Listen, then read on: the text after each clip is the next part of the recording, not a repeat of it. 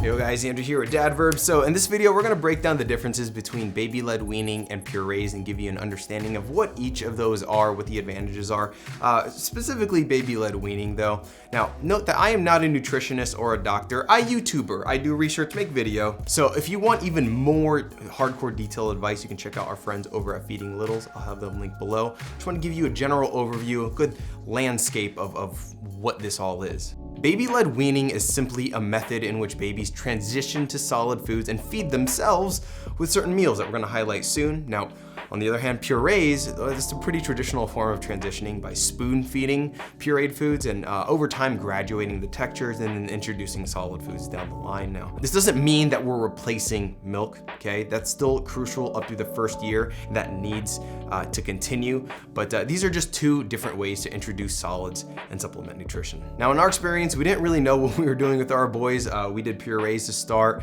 and then eventually we said like, hey, eat this banana at like 8 or 9 months. It's delicious. And it kind of just worked out. But hindsight is 2020. We now have a better idea of what the process is and how we're gonna proceed with baby number 3, how we're gonna introduce solids. So let's break down the pros and cons of each method. Now, I do wanna take a moment to thank Lovevery for sponsoring this entire YouTube channel. They are the reason why I'm able to even make these kinds of videos for you. If you're looking to transition to solids, your baby is probably somewhere between that 6 to 9 month range. And if that's the case, you should definitely check out their Inspector Play Kit. Lovevery's play kits provide you with specific toys to help your child develop fine motor skills. This kit in particular gives you the tools to help with object permanence, early communication and math skills, and oral motor development with the help of a drinking cup, which can play very nicely with your baby-led weaning journey. Go ahead, use the link below to pick up a Lovevery play kit for your family. There are plenty to choose from, but for that 7 to 8 month range, the Inspector Kit is where you wanna go. Ask any parent that you know who's bought Lovevery, and they're gonna tell you the same thing. It is amazing. So what are the pros and cons to baby-led weaning?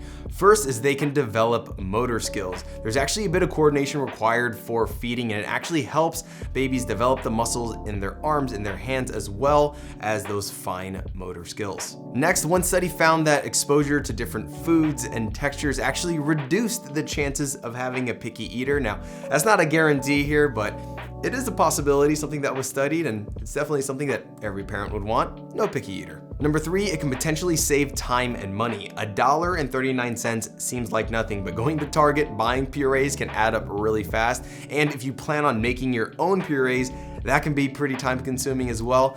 With baby-led weaning, you're basically just sharing the same foods that you eat. Now, what are some of those foods? You can find so many recipes and ideas online, but just to give you an intro here, most parents are gonna start with anything that can be like squished down easily so that babies have a simpler time gumming it. Avocados are a great starting point, along with bananas and vegetables that are cooked and softened. You can do scrambled eggs or even pasta. I'd read more from the AAP first before making the jump so that you can determine like how you want to do it and know the risks pertaining to like allergies and stuff. I'll link that down below. The strategy here being to start solids once a day and introduce one food at a time for 3 days before bringing in something new. You definitely want to be watching them, staying close, but staying hands off and letting them learn baby-led weaning, right?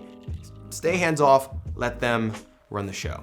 Now, a popular thing to get is a crinkle cutter to create ridges on bananas and avocados to make it easier to grip, but you know, it's not a necessary thing to get, but it is pretty cool. General rule for sizing when cutting is to make them about the length and width of your index finger. Now, as you can imagine, hearing that range of foods that you can offer up is great for varying the diet and nutrients that they're gonna get, but again, milk will still be that primary source for them. Now, it's important to remember that when you begin introducing these types of foods, do not pressure your baby to eat more, try this and that, because this is just an introductory phase and they are learning a lot of things from a sensory and a motor development standpoint. Do not set such high bars and expect them to have a refined palate like Gordon Ramsay or something, because that's not the point, right? Let this be a gradual learning experience and let them lead the way. Spitting food out is common. Gagging is common.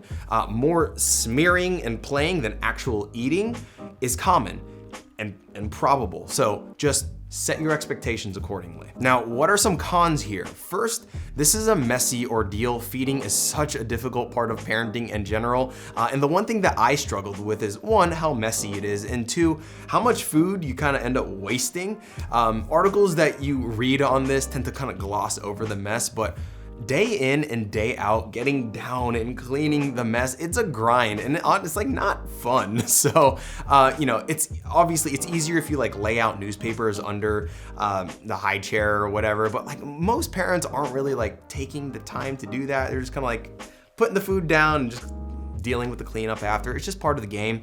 I always remember like at one point when we were feeding our boys eggs and having to clean that off the ground with a brush, and every time I would brush, it would just like spread into like dust. I'm like, why is this so hard? Like it's spreading even more.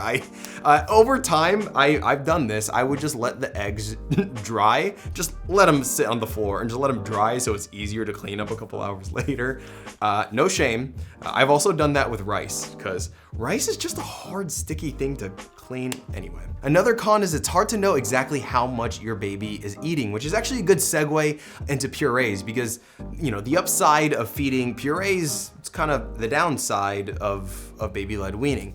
With purees, you can see exactly how much they've eaten and even, you know, keep track of their progress and kind of how it correlates to their growth.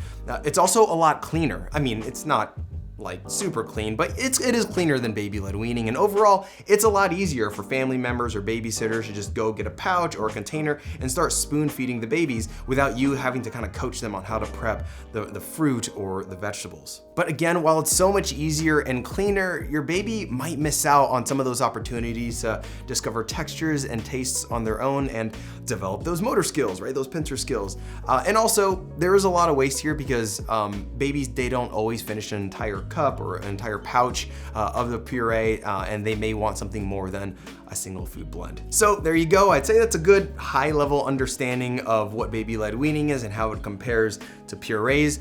Do you want me to go one step deeper though? Do you want me to break down the finer details on, you know, choking or open cup versus sippies, utensils, high chairs? Let me know down below what you want to hear. And by the way, actually, we did do a high chair review a while back where we compared a lot of top seats, including the very popular Stoka Trip Trap. So if you want to check that out, you can find that in the description notes of this video. There's no right or wrong path. I think a lot of parents may opt for a hybrid approach to starting purees for a very brief moment and then introducing solids sooner rather than later. If you feel inclined to share your thoughts, please let me know. If you found this video helpful, please smash that like button down there. It looks like a thumbs up. For more videos and reviews for young families, please consider subscribing to our YouTube channel. Thanks for watching this video and come back for the next one. God bless. Later.